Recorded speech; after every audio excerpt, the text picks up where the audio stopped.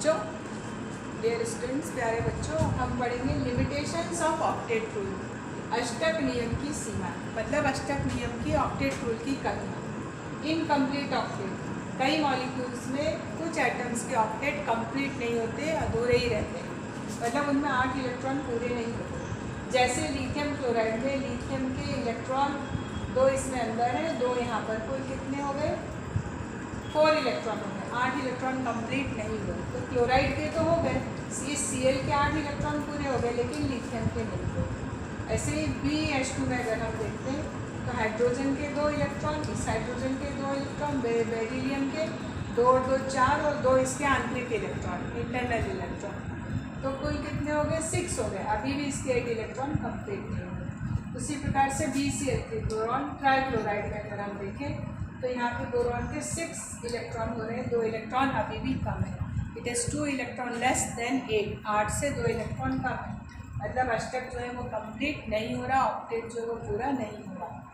फिर नेक्स्ट इसकी प्रॉब्लम है ऑड इलेक्ट्रॉन मॉलिक्यूल, यानी विषम इलेक्ट्रॉन अणु। ऐसे अणु जिसमें इलेक्ट्रॉन की संख्या विषम रहती है, ऑड नंबर रहता है, जैसे NO में यहाँ पे अगर आप नाइट्रोजन के वैलेंस शेल में इलेक्ट्रॉन हम गिने तो 2 और 1 3 और यहाँ पर 2 और 2 4 है, कुल कितने हो गए? 7 इलेक्ट्रॉन हो गए।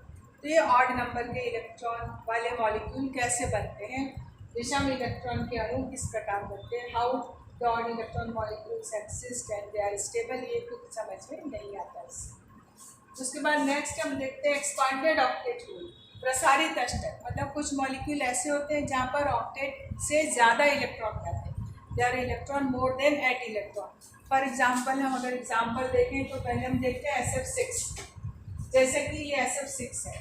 अब इसमें 6 फ्लोरीन के एटम इस पर चारों तरफ है, सल्फर के ऊपर है, तो 6 F है, 6 F फ्लोरीन के एटम है, हर एक में 2-2 इलेक्ट्रॉन है हर एक बॉन्ड में।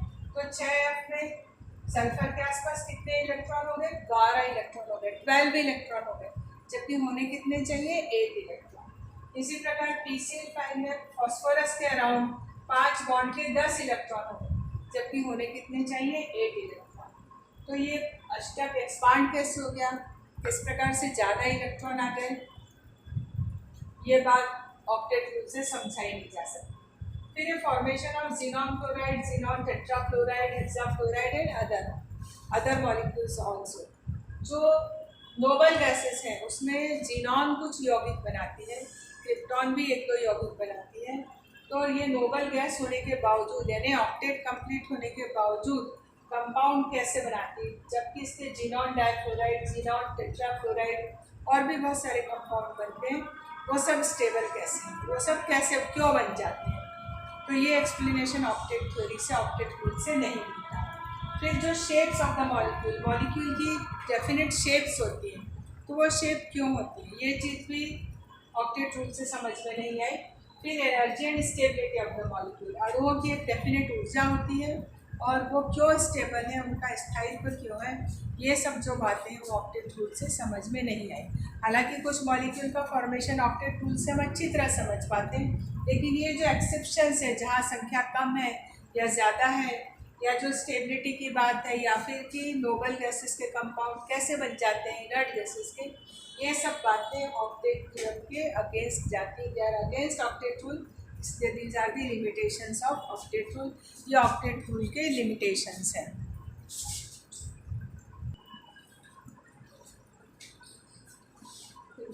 अब आप सीखोगे फॉर्मल आवेश, फॉर्मल चार्ज कैसे निकालते हैं, उसके बारे में सीखेंगे हम। जो लुईस स्ट्रक्चर होती है उसमें जो आवेश होता है, जो चार्ज होता है, जो मल्टी एटॉमिक मॉलिक्यूल होते हैं, मतलब ऐसे अणु जिनमें बहुत सारे एटम होते हैं, 2 से ज़्यादा एटम होते हैं, उनमें आवेश कहाँ पर है, किसके ऊपर उपस्थित है, ये हमको लुईस स्ट्रक्चर से पता नहीं चलता है। तो जो अणुओं के अंदर, परमाणुओं पर जो आवेश, फॉर्मल आवेश उपस्थित होता है, उसको हम इस प्रकार से ज्ञात कर सकते हैं। तो किस प्रकार से ज्ञात करते हैं? उसके लिए फॉर्मल आवेश यानी फॉर्मल चार्ज ज्ञात करने के लिए हम सबसे पहले उसमें जो एटम के जो फ्री एटम में यानी मुक्त एटम में जो वैलेंस इलेक्ट्रॉन है वो लिखते हैं, number of valence electron in free atom यानी मुक्त परमाणुओं में जो संयोजी इलेक्ट्रॉनों की संख्या होती है वो लिखते हैं। उसमें से total number of non bonding electron, जो अनाबंधी इलेक्ट्रॉन है, नॉन बॉन्डिंग इलेक्ट्रॉन है यानी जो लोन पेयर्स हैं, उन इलेक्ट्रॉनों की संख्या को माइनस करते हैं। उसके बाद माइनस करते हैं उसमें से 1/2 और 1/2 में मल्टीप्लाई करते हैं टोटल नंबर ऑफ बॉन्डिंग यानी कि शेयर्ड इलेक्ट्रॉन, कुल कितने इलेक्ट्रॉनों का उसने साझा किया हुआ है, कितने इलेक्ट्रॉन उसने शेयर किए हुए हैं, वो हम उसको माइनस करते हैं। तो जो वैल्यू आती है वो क्या आती है, उस पर्टिकुलर एटम के ऊपर उसका आवेश होती है। तो क्या क्या रखते हैं हम, पहले संयोजी इलेक्ट्रॉनों की संख्या रखते हैं, उसमें से अनाबंधी इलेक्ट्रॉनों की यानी जो एकाकी युग्म है, जो लोन पेयर है, उनमें कितने इलेक्ट्रॉन है उनकी संख्या रखते हैं, -12 इंटू -12 करके उसमें इंटू करते हैं अबंधित यानी सभाजित जो इलेक्ट्रॉनों की संख्या है वह उसमें हम मल्टीप्लाई करके इसको हल करके जो वैल्यू आती है वह उस विशेष परमाणु के उपस्थित आवेश है। इसको हम एक उदाहरण के द्वारा समझते हैं। जैसे उदाहरण के लिए हम लेते हैं ओजोन का एक अणु लिया, हमने ओजोन मॉलिक्यूल लिया O3, इसमें 3 एटम है O, इनको हमने नंबरिंग कर दिया, इसको नंबर दिया 1, इसको नंबर दिया 2 और इसको नंबर दिया 3। ये 3 हमने इसके नंबर दे दिए। अब ये जो तीनों एटम हैं, इन तीनों एटम में एक एक करके हम इनकी संख्या ज्ञात करेंगे। किस प्रकार से हम ज्ञात करते हैं वो मैं आपको बताती हूँ। संख्या ज्ञात करने के लिए हम सबसे पहले हम एटम नंबर 1 लेते हैं। तो एटम नंबर 1 हमने लिखा परमाणु नंबर 1। अब उसमें जो मुक्त इलेक्ट्रॉन की संख्या है, आपको पता है इसके वैलेंस शेल में ऑक्सीजन का कॉन्फ़िगरेशन क्या है, ऑक्सीजन का कॉन्फ़िगरेशन है 2, 6। तो वैलेंस शेल में कितने इलेक्ट्रॉन है, 6 इलेक्ट्रॉन। तो वैलेंस शेल के 6 इलेक्ट्रॉन लिखिए। उसके बाद हमको उसमें क्या लिखना है, उसमें से बॉन्डिंग जो लोन पेयर है उसको माइनस करना है। तो पहले वाले एटम में एक ही लोन पेयर है जिसमें 2 इलेक्ट्रॉन है, तो माइनस लिखा 2। उसके बाद इंटू हाफ करना है, इंटू हाफ करा। उसके बाद शेयर्ड इलेक्ट्रॉन की संख्या लिखी।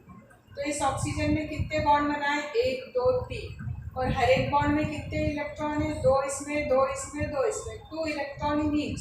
तो 2 इंटू 3 यानी कितने हो गए, 6। तो यहाँ पे हमने रख दिया 6, ठीक है। 6 - 2 -12 इंटू 6। तो इसको सॉल्व करेंगे तो 2 3 जा 6 आ जाएगा। यहाँ पे क्या आ जाएगा, ये आ जाएगा 6 - 2 -3 यानी कितना बचा, 3 और 2 5, -5 6 में से गए तो बचा +1, ये +1 है, ठीक है। अब हम दूसरा वाला एटम, ये वाला अब इस दूसरे एटम को हमने एटम नंबर 2 ये नाम दिया। फ्री इलेक्ट्रॉन की संख्या 6। अब इसमें कितने इलेक्ट्रॉन है, नॉन बॉन्डिंग लोन पेयर कितने हैं, 2 है। तो 1 2 3 4 इलेक्ट्रॉन कितने हो गए, 4। ये रखा 4 इलेक्ट्रॉन -12। अब इंटू उसके बाद क्या लेना है, शेयर्ड इलेक्ट्रॉन लेना है। तो कितने बॉन्ड है यहाँ पे, 2 बने हुए, तो 2 इसमें 2 इसमें 4 हो गए। तो -4 इंटू 4 कर दिया, ठीक है। तो ये कितना है, 6 - 4 - 2 यानी कितना बचा, 0। इसका आंसर आ गया 0। अब आते हैं हम एटम नंबर 3 को। एटम नंबर 3 परमाणु नंबर 3 पे आते हैं। तो 6 तो इलेक्ट्रॉन है ही सही, ठीक है। अब इसमें लोन पेयर कितने हैं, 1 2 3 इलेक्ट्रॉन कितने हो गए, 1 2 3 4 5 6 इलेक्ट्रॉन। तो 6 - 6 -12 इंटू के बाद हमको क्या लेना है, शेयर्ड इलेक्ट्रॉन। तो केवल एक ही बॉन्ड है तो 2 आ गए शेयर्ड इलेक्ट्रॉन। तो इंटू 2, इसको सॉल्व किया तो क्या आ जाएगा, 6 - 6 - 2 2 जा 2 को 2 से कैंसिल किया तो क्या बचा, -1। तो 6 में से 6 गया, 0 -1 यानी कितना आ गया, ये आ गया -1। तो वैल्यू आ गई -1। इसका मतलब क्या हुआ, ये जो है एटम नंबर 1 इस पर चार्ज कितना है, +1 + चार्ज है। 2 पे क्या चार्ज है, कोई चार्ज नहीं, तो इसको जैसा है वैसे ही छोड़ो। और 3 पे कितना आया, -1, तो इसके ऊपर एक क्या लगा देंगे, यहाँ पे नेगेटिव चार्ज लगा देंगे। तो इस प्रकार से हम इसमें उपस्थित परमाणुओं पे जो फॉर्मल चार्ज है, जो आवेश है, जो फॉर्मल आवेश है, वह ज्ञात कर सकते हैं। तो इस विधि से, इस सूत्र में हम बॉन्डेड, नॉन बॉन्डेड इलेक्ट्रॉन्स की संख्या और फ्री इलेक्ट्रॉन्स की संख्या रख करके, फ्री एटम में वैलेंस इलेक्ट्रॉन की संख्या रख करके फॉर्मल आवेश किसी भी अणु का ज्ञात कर सकते हैं।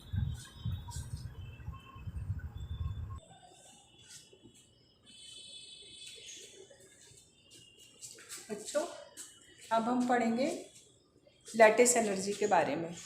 तो लैटिस एनर्जी क्या होती है? लैटिस एनर्जी से मतलब ये है कि जब कोई लैटिस बनता है आयनिक कंपाउंड में, जालक बनता है। जो भी आयनिक कंपाउंड होते हैं, इलेक्ट्रोवैलेंट कंपाउंड्स होते हैं, जैसा कि मैंने आपको बताया था, वो आयंस के बने हुए होते हैं। और इन कंपाउंड्स में कभी भी एक मॉलिक्यूल या दो मॉलिक्यूल नहीं होता है, एक ऑर्डरली 3 डायमेंशनल अरेंजमेंट होता है। मतलब एक व्यवस्थित त्रिआयामी विन्यास होता है जिसमें धनायन और ऋणायन होते हैं। उसमें एनायन और कैटायंस अपने अपने स्थान पर उपस्थित होते हैं। फॉर एग्जांपल, अगर हम सोडियम क्लोराइड की स्ट्रक्चर लेते हैं तो एक सोडियम आयन के आसपास, एक Na पॉजिटिव के आसपास 6 क्लोराइड आयन होते हैं, और एक क्लोराइड आयन के आसपास 6 सोडियम पॉजिटिव आयन होते हैं, और एक ज्योमेट्रिकल 3 डायमेंशनल व्यवस्थित अरेंजमेंट होता है जिसको जालक बोलते हैं या फिर क्रिस्टल लैटिस बोलते हैं। तो जब किसी मॉलिक्यूल का कोई क्रिस्टल, किसी यौगिक का, किसी कंपाउंड का जब कोई क्रिस्टल बनता है, तो अगर हम 1 मोल की बात करें तो मान लीजिए 1 मोल सोडियम क्लोराइड का क्रिस्टल बनता है, तो उसमें 1 मोल सोडियम आयन और 1 मोल क्लोराइड आयन असेंबल होते हैं और एक क्रिस्टल स्ट्रक्चर बनाते हैं, एक 3 डायमेंशनल स्ट्रक्चर बनाते हैं। तो जब ये स्ट्रक्चर बनता है तो सोडियम और क्लोरीन का ऑक्टेट तो कंप्लीट होता ही है, साथ में सोडियम की आयनाइजेशन एनर्जी कम है इसलिए वो आयंस बनाता है, और क्लोरीन की इलेक्ट्रॉन गेन एंथैल्पी ज़्यादा है, मोर निगेटिव है, इसलिए वो इजीली इलेक्ट्रॉन एक्सेप्ट करती है। लेकिन जब इतने NaCl आयन असेंबल होते हैं तब एनर्जी रिलीज़ होती है, कुछ एनर्जी एक्स्ट्रा रिलीज़ होती है जिसको बोलते हैं लैटिस एनर्जी। तो जब एक लैटिस बनता है तो एनर्जी रिलीज़ होती है, उसको हम बोलते हैं लैटिस एनर्जी। या फिर अगर हम दूसरे तरीके से बोलें तो हम यूँ बोल सकते हैं, जब किसी कंपाउंड का कोई लैटिस है और उस लैटिस को अगर ब्रेक करना है तो ब्रेक करने के लिए जो एनर्जी लगेगी वह उसकी लैटिस एनर्जी कहलाएगी। तो इस प्रकार से डेफिनेशन इसकी 1 मोल को लेकर है। It is the energy required to separate 1 mole of a solid ionic compound into gaseous constituents. यह वह एनर्जी है जो कि 1 मोल सॉलिड आयनिक कंपाउंड को उसके कॉन्स्टिट्यूएंट्स में, गैसियस कॉन्स्टिट्यूएंट में सेपरेट कर दे। मतलब एक एक एटम को सेपरेट कर दे, अलग अलग कर देगी तो वो किस में चले जाएंगे? गैसियस स्टेट में चले जाएंगे। तो 1 मोल आयंस को सेपरेट करने के लिए जो एनर्जी लगी वही उसकी लैटिस एनर्जी कहलाती है। जालक ऊर्जा, किसी आयनिक ठोस के 1 मोल यौगिक को गैसीय अवस्था में संघटक आयनों में पृथक करने के लिए जो ऊर्जा लगी, आवश्यक ऊर्जा है, उसी को यौगिक की जालक ऊर्जा कहते हैं। मतलब जो यौगिक है उसका अगर 1 मोल हमारे पास क्रिस्टल है तो उसके सारे आयनों को अलग करने के लिए जो ऊर्जा उसको देनी पड़ेगी वही उसकी लैटिस ऊर्जा यानी कि जालक ऊर्जा कहलाएगी। जैसे कि NaCl की लैटिस एनर्जी जो है वो 788 किलो जूल पर मोल है। तो 1 मोल के लिए कितनी ऊर्जा लगती है? 788 किलो जूल ऊर्जा उसमें ज़रूरत होती है, उसमें लगती है। तो ये हुआ लैटिस एनर्जी यानी जालक ऊर्जा के बारे में। अब हम पढ़ेंगे कुछ बॉन्ड पैरामीटर्स के बारे में, कुछ बॉन्ड के बारे में। उसमें हम देखते हैं, सबसे पहले हम देखेंगे बॉन्ड लेंथ क्या होती है। बॉन्ड लेंथ यानी जिसको हम बोलते हैं आबंध लंबाई। तो आबंध लंबाई से क्या तात्पर्य है? आबंध लंबाई से मतलब है बंध की लंबाई। तो बंध की लंबाई कैसे नापी जाएगी उसको हम समझते हैं। बॉन्ड की जो लेंथ है वह नापने के 2-3 तरीके होते हैं। बॉन्ड की डिस्टेंस नापी जाती है या तो एक्सरे डिफ्रैक्शन से, या इलेक्ट्रॉन डिफ्रैक्शन से, या फिर स्पेक्ट्रोस्कोपिक मेथड से। तो बॉन्ड लेंथ क्या होती है? It is the equilibrium distance between the nuclear of 2 bonded atoms. 2 bonded atom के न्यूक्लियर के बीच की इक्विलिब्रियम दूरी, साम्यावस्था में दूरी को बॉन्ड डिस्टेंस या बॉन्ड लेंथ या आबंध लंबाई कहते हैं। किसी अणु में आबंधित परमाणुओं के नाभिकों के बीच साम्यावस्था दूरी को आबंध लंबाई कहते हैं। उदाहरण के लिए हम समझते हैं, ये 2 एटम है हमारे पास जो कि कोवैलेंटली बॉन्डेड है, ठीक है। इसका नाभिक ये है, दूसरे एटम का नाभिक यानी न्यूक्लियस ये है। तो इन दोनों की जो दूरी है उसको हमने R नाम दिया, मतलब बॉन्ड लेंथ है। तो यहाँ से यहाँ तक की दूरी है RA। मतलब इस एटम का कोवेलेंट रेडियस, यहाँ से यहाँ तक की दूरी हो गई आर बी मतलब इस एटम का कोवेलेंट रेडियस। तो R A plus R B, इन दोनों के जो कोवेलेंट रेडियस है उनको हमने प्लस किया तो हमको आर मिल गया, यानी बॉन्ड लेंथ क्या हो गई, covalent radius of A plus covalent radius of B. A और बी के जो सहसंयोजी त्रिज्या हैं इस बॉन्ड के अंदर, उनको प्लस करने से हमको क्या मिली, बॉन्ड लेंथ। और इसको मेजर किससे करते हैं, स्पेक्ट्रोस्कोपी से या एक्सरे डिफ्रैक्शन से या फिर इलेक्ट्रॉन डिफ्रैक्शन मेथड से। अब यहाँ पे कुछ बॉन्ड की बॉन्ड लेंथ दी है, जैसे OH बॉन्ड की 96 पिकोमीटर, CN की 143 पिकोमीटर, C डबल बॉन्ड की 121 picometre, C triple bond N की 116 पिकोमीटर। फिर कुछ मॉलिक्यूल्स की जैसे H2 की HH की 74 picometre, O double bond O मतलब O2 मॉलिक्यूल की 121 पिकोमीटर, और HCl में H और Cl की बॉन्ड डिस्टेंस जो है वो है 127 पिकोमीटर। तो इस तरह से ये स्टैंडर्ड वैल्यूज़ हैं जो कि बॉन्ड डिस्टेंस की होती हैं। तो ये बॉन्ड डिस्टेंस से हमको एक अंदाज होता है कि जो बॉन्ड है उनके बीच में, या जो दो कोवेलेंटली बॉन्डेड जो एटम्स हैं उनके बीच की जो न्यूक्लियाई हैं उनके बीच की दूरी क्या है, यानी बंध की लंबाई कितनी है।